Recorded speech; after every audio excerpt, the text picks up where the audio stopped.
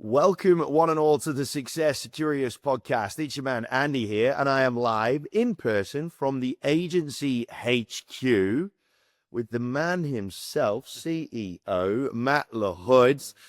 Matt is one of the most revered and respected human beings in the real estate space. Now, gang, as you will have heard, I am in the real estate space myself, but we haven't had too many real estate operators on here, Matt, to be perfectly honest. There you go. It's with good reason, because not because there's lots of bad people in the real estate, there's lots of incredible humans. It's just that it can be quite an insular industry, Yeah, I find at absolutely. times. So, but I think that Matt needed to come on. And the reason for that is because not only has he just become one of the most respected voices in business, pretty much in Australia, let alone real estate, the way that he goes about his relationships, his connections, the way that his brain works, and the way that his mind and his soul works as well, it's incredibly impressive. And you've seen so many different versions of success over the trip. So I'm really excited to have this yarn with you. Matt, how are you? Oh, great. Thanks, Andy. And I have to come out and walk back in the room and just to say you're talking about me.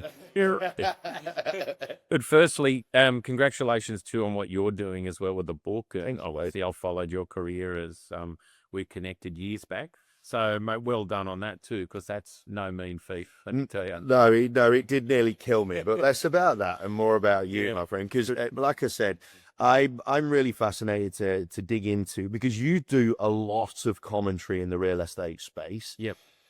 Not as much chat about you as a human being and how you rock and roll, right? Well, that's, not absolutely, but I'm happy to share what I can wherever I can help.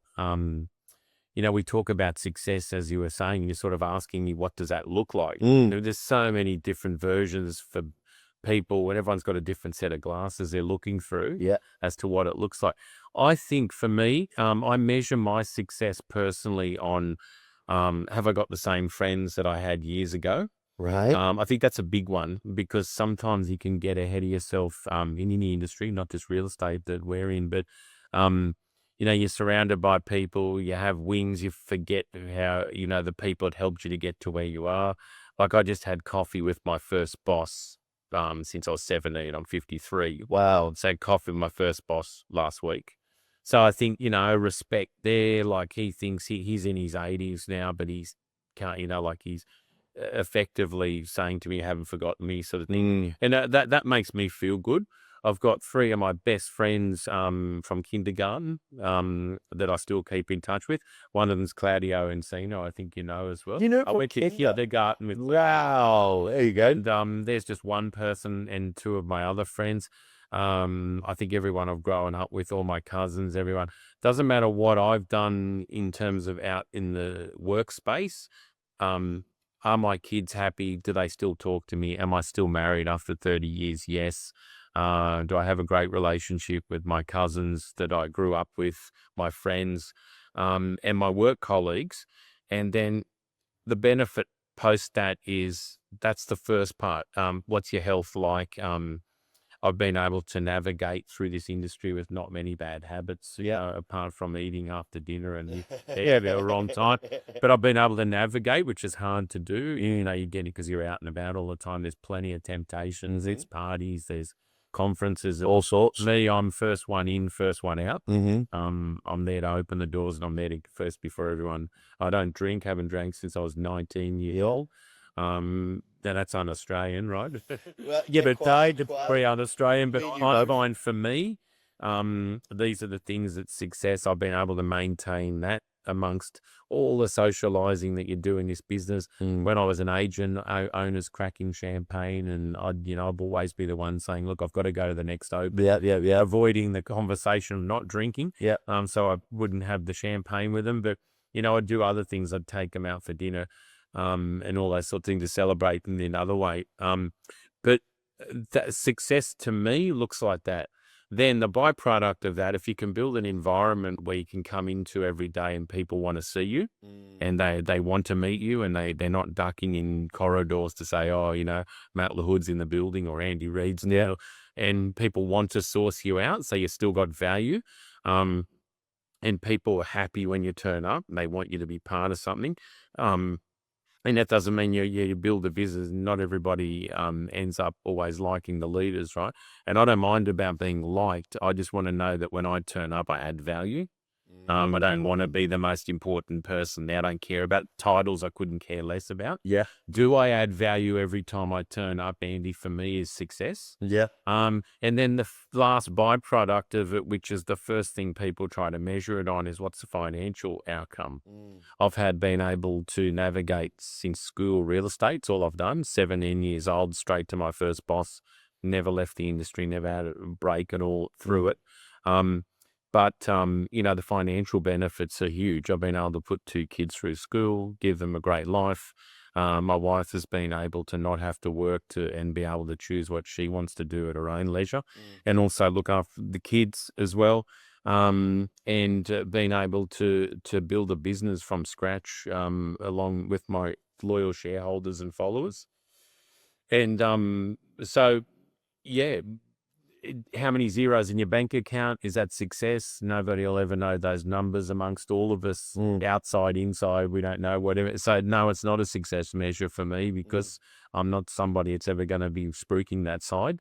And my dad told me a story years ago. He's in his 80s, but he said, Matt, you can only have 1 shower a day or 2 showers a day. It doesn't matter how many houses you got and how many showers you got, and how many bathrooms you got. You can only drive 1 car at a time, it doesn't matter to me. So I always never forgot that. That was the one lesson I got off him. And the other lesson I learned around success is, there's a lot of irreplaceable people in the cemetery. So he told me that when I was 20. Wow. Don't get ahead of yourself, because, you're walking around going, I'm great, I'm the best, I'm this. And when you're in your 20s, and he pulled me aside and goes, time for a spin, took me up past the local cemetery. He said, look at all those people. I go, what am I looking at, Dad? And he goes, they're all the people that thought they were irreplaceable. And that's powerful. So there's the things I've sort of every day I wake up, never think I'm irreplaceable. Doesn't matter what level I've been at in my career. And I coach my kids on that too, because you need confidence to get out of bed. You do, right? You do, especially now, as everybody's so connected but disconnected. And then people worried about what people think today. Thank goodness I haven't fallen into that category. Otherwise, I wouldn't get out of bed. But so I don't know. Is that that's sort of how I look at success? There's a couple of things that we need to break down here. And the first thing is, your definition of a successful human started with something that no one's even come anywhere near from a definition point of view. Nowhere near. There's variations on a theme in many of these interviews, right? Which is amazing. But to say that the first barometer for success is defined by how many of your old friends are still hanging around, how many, are you still you? Yeah, that's probably where I was going. Are you still you? You unpack that better than me. Right? Are you still you? Yeah. So that's so profound in its simplicity. But it also brings a challenge that I want to talk to you about, that you've cracked something open here. A lot of people struggle to actually know and own who they are, right? And so it's a tremendously profound, and I think that's actually one of the best definitions I've heard of successful human. And instantly made me think of the 4 lads that are on my WhatsApp group that are from the UK, they've been mates since I was 8 and all that sort of stuff, right? It's important, the same ilk as me, Andy, on that. Everyone, see, as you rise a ladder in success or in business or whatever it might be, in sport or whatever, your friends drop off because a lot of it's got to do with the person. They think they need to mix with different people. They think, that person can't get me to where I go. And they get the wrong advice. I got great advice when I was young. Just don't forget where you came from. I never heard, I think it was Jerry Harvey was doing an interview, and he said, just careful of people's, hands you step on the way up on the ladder, because they could be the same hands you're stepping on the way back down. And I thought, wow, that's interesting. It's quite profound, right? Yeah. So, a lot of people in my life have made a lot of impacts in small, different ways. They go through all the way from, I watched John Simon build that Aussie home loans business, incredible person. Steve Jobs, what he's done, Jeff Bezos, all these people, everyone you take a bit away from. and you're sort of saying that's not me, but like it's not, that's their version of success, but it's not mine, or that is, I like that, I'll adopt that. You pick up all these people you've been exposed to, and there's a bit of everyone that makes you, right? And I think we're all a bit like that. But no, my original friends I came through with are all got their own sort of way of success in their lives as well. My cousins have all done well and what have you in their own respective ways. But for me, it's great just to be, if you're in the real estate space, and that's the space I'm in, obviously, is I can move out of that and my friends aren't in that space. A lot of them, and my cousins and my family, they're not in that space. Yeah. A lot of them. So it's not about real estate. No. I think some people get caught up in, if you're in sport, they only mix with sport people, and it gives you a wrong perspective, I feel. That's just my view of it, of where you are in your life. Yeah. So you don't understand what's happening in the real world a lot of the time. There's a lot of glitz and glam. There's a lot of illusion in real estate of what is successful and what's not.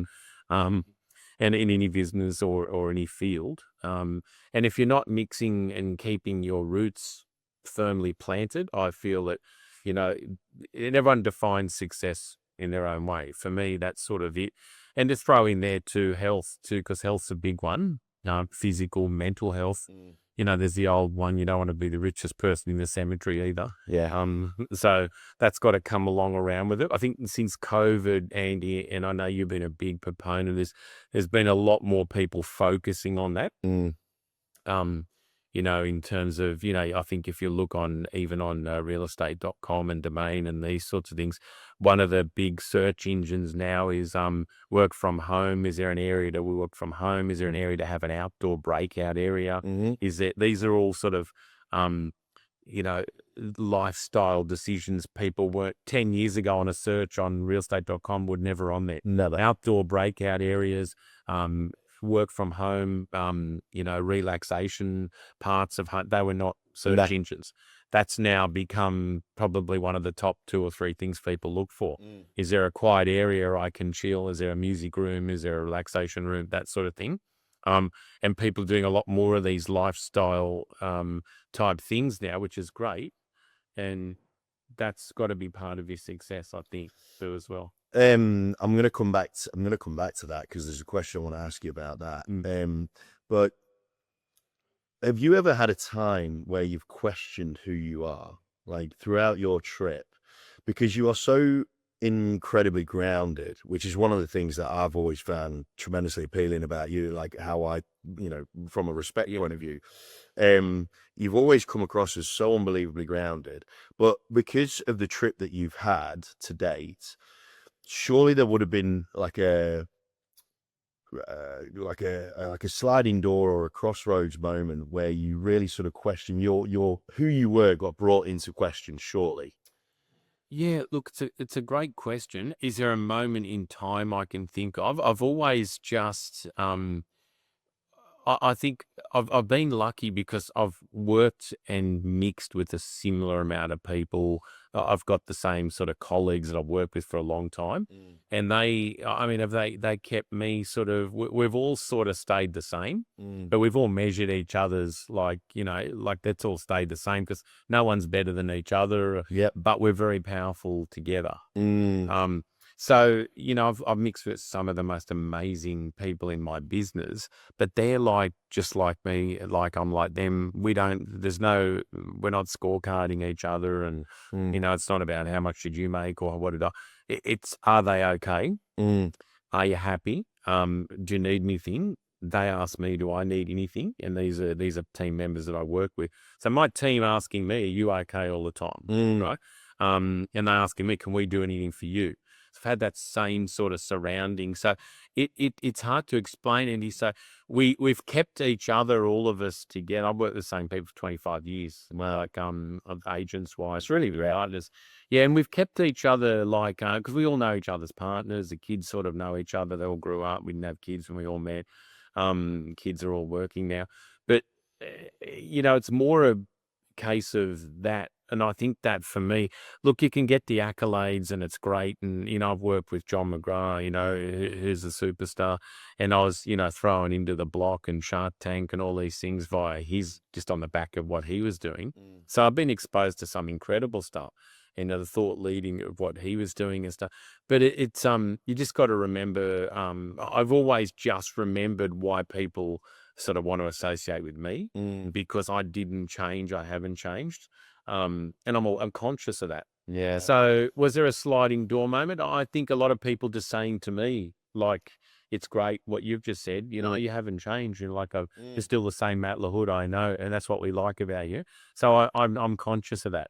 Yeah. And the other thing too, I think if there was a sliding door moment, it's got to be kids because, you're trying to keep your kids pretty grounded as well, and keep them, like mentally strong and not saying that, it's easy for me to get carried away with what I'm doing, but I've got to coach kids on the way through, and they look up to you as their dad.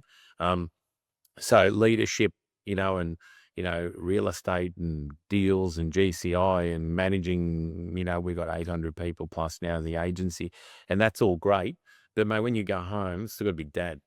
So that keeps you grounded. Yeah. Still got to be a husband, still got to be a son, and still got to be your cousin, still got to be your friends. So I think that for me is just really, there's nothing. I certainly would have got ahead of myself for sure, and just can't remember the time. But I've always had people around me that have counter-checked, like, hey, put your head in here. I've had those conversations, don't worry, mate. Yeah. So, but I've had a lot of them with myself too. Yeah. Okay. How do I want to walk in this room? How do I want to talk at, if I spoke at Eric, I've done all those things, right? What do I actually want to be known for? When I go on the stage, that guy's this or he's this. And it's easy to say the wrong thing and be labeled for it. And it's easy to say the right thing and be labeled for it too. You can choose which door you're walking, right? Yeah, I think one huge lesson for your notes gang, for sure, is that it's a constant process. That you can't leave too long before you go and check in with yourself again. Absolutely. And make sure you're heading on the right. I'll give you a daily check-in. What's your energy like? It's a really, really interesting point because a lot of people will perhaps check in with their progress maybe like once a year or twice a year, or you know what I mean? Because before you know it, you blink and it's 3 weeks down the track. Yeah. What I'm hearing here, gang, which is something that is really significant, sounds little, but it's really significant, is you've got to be making sure that you're constantly checking your trajectory over and over again. Yeah. Because it's so easy, especially nowadays. I know it sounds real cliche to say nowadays with social media, blah, blah, blah. But it's so easy just to be nudged a degree off here or there. Absolutely. And you can get carried away. Look, it's easy in sales environments too, whether people are watching this. I know you've got a lot of followers, Andy, from everywhere, but even if you're in a sales environment, there's a bit of ego there, right? It doesn't matter what you're selling, right? And if you get a win, there's a high fives and there's sales awards and there's sales races, and people start believing their own scoreboard. Yep. Yeah. And I think age for me has shown that. For me, my scoreboard's what my main people that actually care about me think. That's my scoreboard. GCI, clearance rates in our business, it might be sales if you're in a car yard or if you're selling, I don't care, croissants down the road at the latest bakery or something. I'm sure everyone's got KPIs, things, but it's what people actually think about you, that care about you, and how you're looking after those people in your life. And I don't care how big you get, you just should never forget where you came from, because they're the people that supported you on the way up. And they're the ones that are going to be with you at the end. And that's exactly right. When they're turning the clock off and saying, we've given you a day to go, who's going to be at your funeral? Yeah. And I think Tom Panos has a great saying. It says, "Who will cry when you die?" Okay.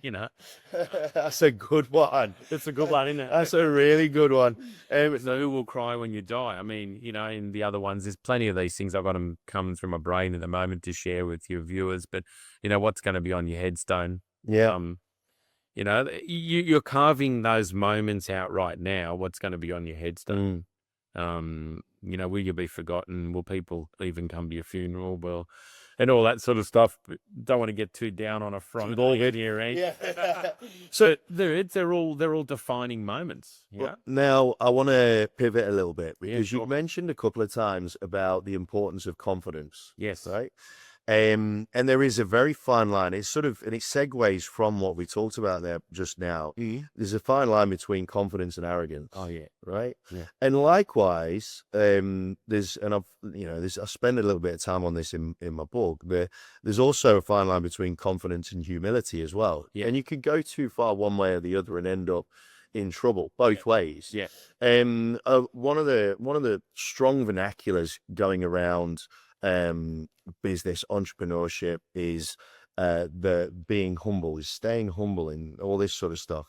And it sort of ties in with how a lot of sales-based industries are talking about how it's all about building relationships and things like that. Now, I'm getting a little bit concerned with it though, in the sense of I'm wondering if we're starting to drift too far towards that humble part, whereby we end up becoming counselors as opposed to doctors when we're being hired to get the job done and what have you, right? Point. Yeah. And so I want to get your take on this, because confidence is so important, but it's such a fine line that lots of people struggle with, because whether it's judgment from social media, whether they put themselves out there, they get shot down and all of a sudden they're gone, or whether people act too far in the arrogant path and they're just, the chat can't tap, your chat isn't backed up by action.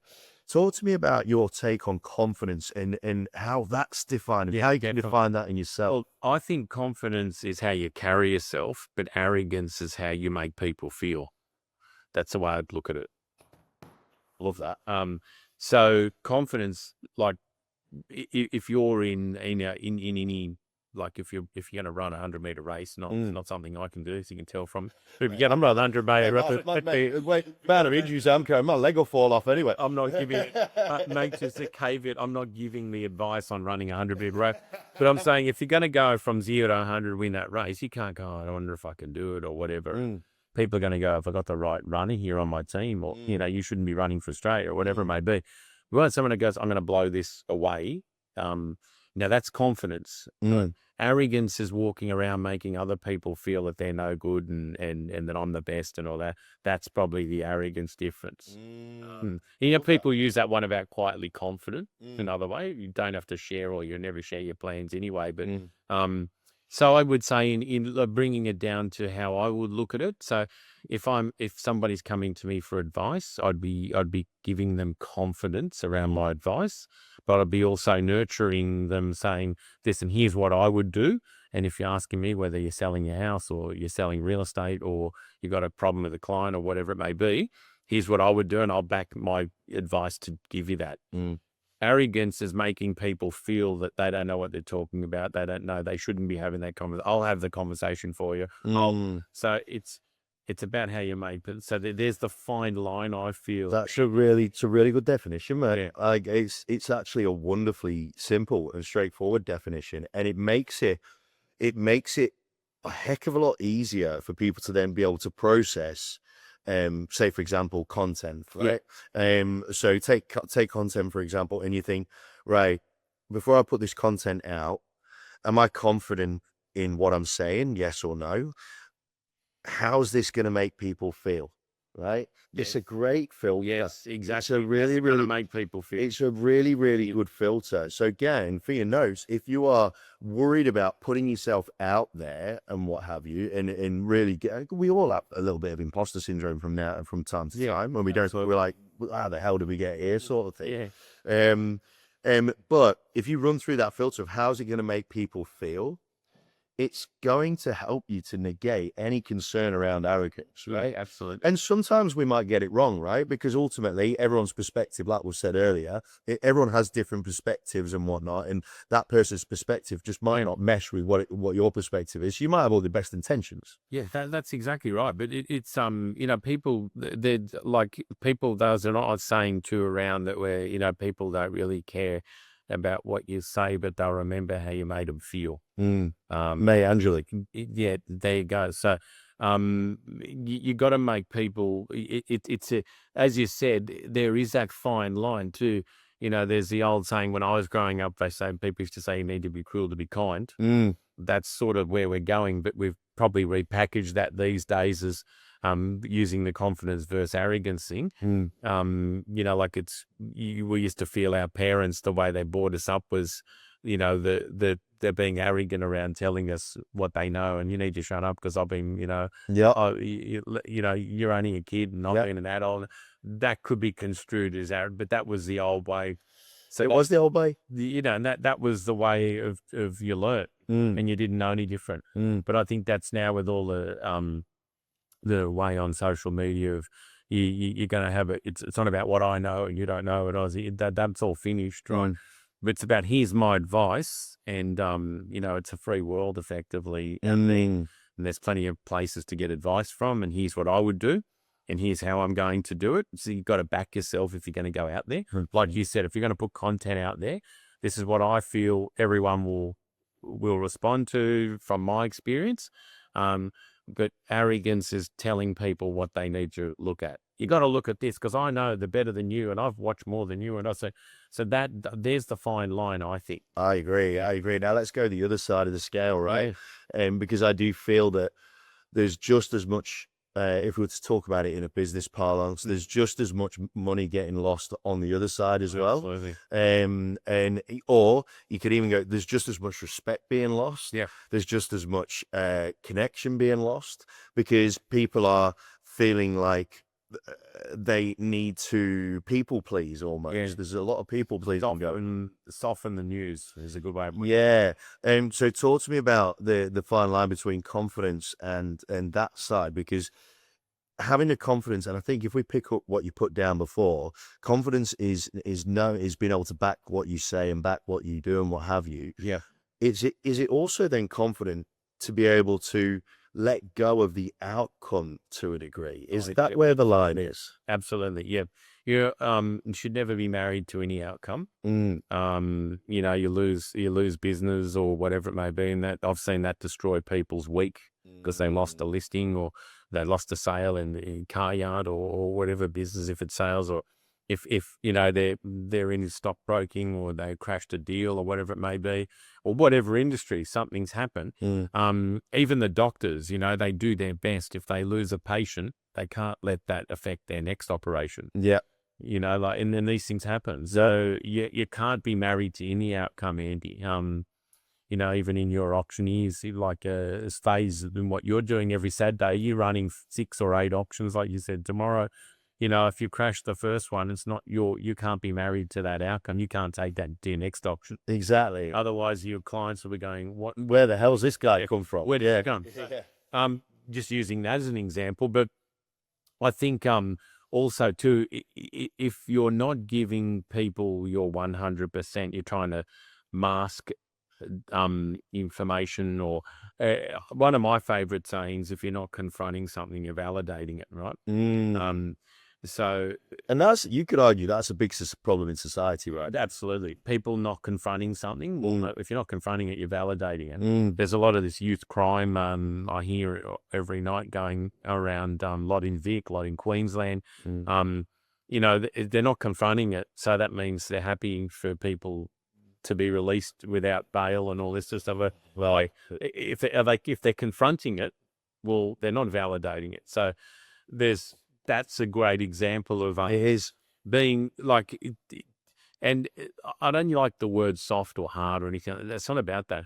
You go into a doctor and you say, "Doctor, I've got a sore arm." Do you want the doctor to go, look, I'm not sure about that. Let me think about that. Or you want the doctor to say, "Well, hang on, Andy, what did you do last night?"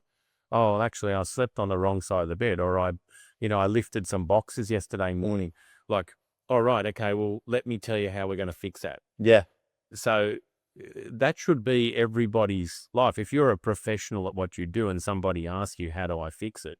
you shouldn't be humming and hawing about the answer. And or saying, "Well, what do you think we need to do to fix you?" Yeah. Or, "Look, I don't want to tell you this because I don't want you to feel bad, but you shouldn't have lifted those boxes." Yeah. Or, "Look, I won't tell you that you lifted the boxes, but that's why you got sore arms." Yeah. but they're looking for the solution. Most people today just want the solution. When you do something for somebody and you give them a quick answer and it's direct, like I don't know if you're on the phone, you're ringing like a motor vehicle registry or something, you get through to someone and they go, look, I can fix that for you, bang, bang, bang. You're like, what a genius. I love this person. Yeah. But it's so today, people expect they're going to get dragged along, not given an answer, not given direction. So if you can be that person that just gives a direction, I think you become a beacon. No, absolutely. Danny Dwyer, who was on an episode a couple of episodes ago, she talks about, because when we talked offline, she talks about decision fatigue. And if you think about it, right, you look at your Instagram feed, for example, every third post will be a button to sign up or inquire now or this, and you post with a decision, like a little decision every third or fourth post, right? Same applies when it comes to, you go to a restaurant and everyone's trying to offer 17 million different things now, right? To try and cater for and people please everybody, right? When I think society's just gotten to a point of decision fatigue where anybody that can offer any level of certainty is going to be seen, like you said. Oh, absolutely. There's politicians to come out and do it. So this is what we're going to do. We're going to go this way. We're going to make a decision. I'll fall on my sword. They're the ones that are going to get elected with the majority. And you know what? And a lot of the time people will go, you know what? I don't know if I agree with it, but at least it's somewhere. Yeah. At least it's a direction. So in our industry, Andy, real estate, I call that analysis paralysis. Yeah. Right? So they're over-analyzing, they're paralyzed to analyze because they got to overthink things. And often, the old saying that's been around for 1,000 years, gut feel. Yeah. That's always 90% usually the right answer. And even if it's the wrong answer, you don't got to regret. No, but that's how I feel. Yeah. It's called the feel, right? Yeah. And feel is energy and all the connections, somebody said so. It's how you make people feel. We've spoken about this already, but there is that line of not, and as a leader, it's not something, do I like that title leader? No, it's not something I actually am really comfortable about because I don't actually lead. What I do is I make decisions and I give people the confidence to be the best version of themselves. If that's what a leader's called, well, so be it. But leader, for me, I've got this version of, someone skipping through, a big park with all these people following, blowing the Pied Piper. Yeah. That's like, no, it's not what I am. But, and I think a lot of leaders say the same thing. But what I do is I make people make their best decisions. I support them. I'm there. I'm always available. I'm high vis. As I mentioned here before, I see myself as wearing an orange jacket and a green jacket every day. I want to be seen because a lot of leaders are hidden. You don't see them in all industries.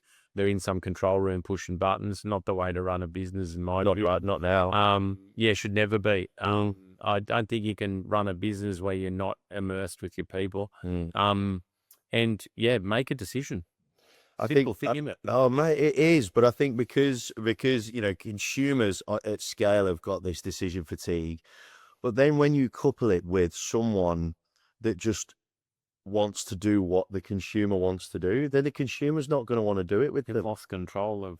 Exactly. And that's where a lot of people think that this whole, like I said, when they use the word relationship, like when people ask, if you ask anyone what who they think of when they think of the word relationship, it's not vendor at property 123. It's not customer that came into the cafe 20 minutes ago. It's partner. It's mum, dad, kids, right? And so I think there's a real blurred line in business and in life around this word relationship, because I think we've swung too far the other way from a people-pleasing point of view. Yeah. And that's where we need to understand that if we want to be taken seriously, then we need to take ourselves seriously. And in that means having the backbone to be able to back the confident decisions and back the confidence in what we know and what we do, to be able to actually lead people, whether it's leading in business or just whether it's leading your consumer or whether it's leading your family. Yes. As well, we can bring it down to a nuts and bolts level, right? Oh no, absolutely. One other thing I think's relevant, Andy, to this interview and podcast is I think what's really important is a lot of people have not been able, they've blurred the lines between professional and work. Yeah. Personal and professional, sorry. Yep. The lines have been blurred. Yeah. You know, and it can happen because of, you know, mobile phones and emails. And so personal times rolls into professional time. Yeah. And I think it's probably one thing for me that I've had a very clear line over. You know, personal does not meet professional.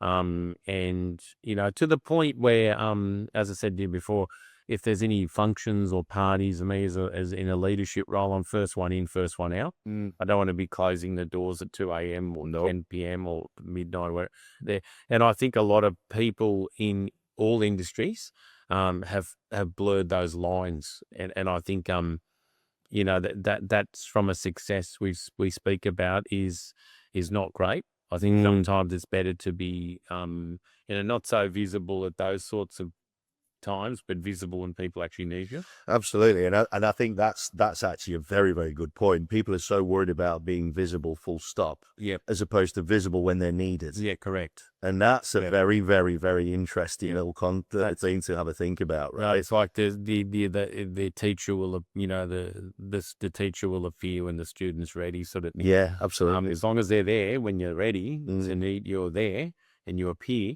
And I think it's a big thing today because that's probably been the biggest change since I've been in business is the professional and lines being blurred with personal. So just as I was getting in the business, mobile phones weren't really a thing. There was more pages, the old fax machines, and the generation before me, they used to be home at 5 o'clock. Yeah. And then some of them gave their home phones out to work colleagues, but that would be in rare occasions. So you just couldn't get someone after 5 p.m. So you dealt with it. So, you know, and life's got a lot more blurred these days. I think a lot of people struggle with the balance. Personal and professional. I think boundary setting is something that a lot of people need to learn a hell of a lot It all comes down to success. We want to talk about what does success look like. You know, very clear boundaries. Yeah, it's clear boundaries. Clear boundaries, man.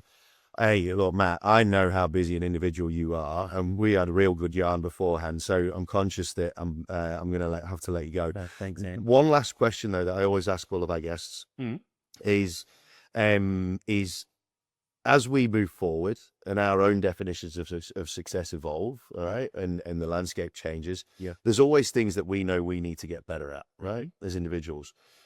What is one thing that Matt Lahood feels that he needs to improve on? What is one thing that you feel is not missing from your game, but you know could be better if you know in your pursuit of your version of success? I think for me is my time management would be probably because you know I like a chat, as you can probably tell, and I could probably cut my conversations down to more of a shortened version. But spread myself out further. To what I could probably do. So that's something I'll work on. I do like to give people time though. So that's the balance for me. I find is I think me getting much better at my time management so I can scale myself a lot more than I currently do would be probably one of my biggest downfalls. Mate, that's a great way to bring this show to a head. Matt Lahood of the agency, thank you so much for your time, mate. I love spending time with you. I really, really do. You're an absolute pleasure to be connected with. Team, there is so much that we just absolutely machine gunned through the pipe there. There's so many little things, so many little lessons that if you listen to this or watch this 2, 3, 4, 5 times, you should probably pick up about 7 or 8 different things that are so insanely relevant, whether you're looking at it from a business point of view or a personal point of view, that you need to have a serious think about, right? A serious think about boundary setting. And the defining line between confidence and arrogance, the defining line between confidence and humility, How Matt defined that is it's confidence is knowing what you know and having confidence, and that arrogance is how you apply that and how you're making people feel with the knowledge and the abilities that you have, right? Just such amazing little defining moments there within this conversation that you have to re-listen to this. There's a no questions asked. Re-listen to this episode over and over again. You will pick something new up each time. But on behalf of Matt and myself, Thanks, Andy. It's been a pleasure. here at the agency HQ in Sydney, you guys stay safe, healthy, happy as always, and we'll catch you on the next episode of the Success Curious podcast.